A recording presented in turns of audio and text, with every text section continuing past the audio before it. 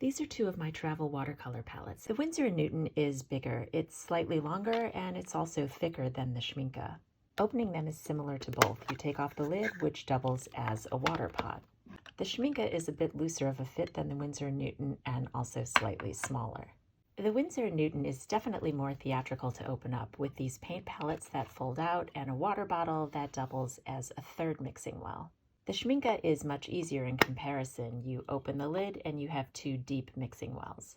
A big difference is that the Winsor Newton comes with a brush that has a dedicated space. It folds out and you can use it for painting.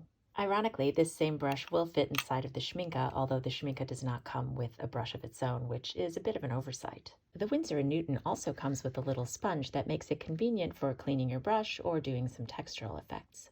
On the Winsor Newton, you can remove this water bottle and fill up the lid with water for painting. The lid has a notch right here that connects to the palette for when you're painting. And the lid of the Schmincke has this ridge that connects it to the side of the palette, although I did have to tighten the ridge slightly with some pliers to get it to connect securely. The Winsor Newton comes with 12 professional or student grade watercolors, and it has these two different spots where you can add a few extras. The Schmincke comes with 8 professional watercolors, but there's space in the middle to add 4 extras. Both sets have a ring in the back so that you can hold the palette whilst you're painting, though the ring on the Schmincke is welded to the palette and will probably last longer. Which brings me to the next obvious fact, which is that the Winsor Newton is made of plastic. Mine is probably about 10 years old, and you can see that it's already yellowing in places and showing some wear and tear. My daughter, who's not as gentle as I am, has the same box, and one of these palettes actually snapped off. In comparison, the Schmincke is much more durable. It's extremely well made with a nice piano hinge that's very secure, and even the water container has a copper top with a rubber gasket. And although you're only getting 2 mixing wells in the Schmincke, they're very deep and good for washes. While I find these palettes on the Winsor Newton to be a little bit fiddly and not as useful. So if you're plein air or travel painting, you can hold the Winsor Newton in one hand and paint with your other.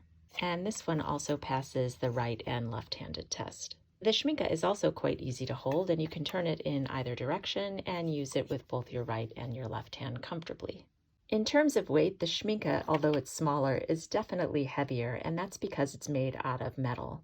The Winsor Newton is a bit lighter, but it's also clunkier, and although it's called a field pocket box, it doesn't fit as comfortably in a pocket as the Schmincke. In terms of quality of paint, both the Winsor Newton and the Schmincke are among the best manufacturers of watercolor paints. Personally, I prefer the Winsor Newton paints a little bit more than the Schmincke because I find the Schmincke to be a bit too pigmented, which doesn't go well with my style. But if you like brighter colors, you might prefer the Schmincke. For the professional set, they're about the same price, although remember, for the Winsor & Newton you get a brush, a sponge, and 4 extra colors. While for the Schmincke you get a quality metal product that is an heirloom piece and will probably last beyond your lifetime. So let me know in the comments, which one do you prefer?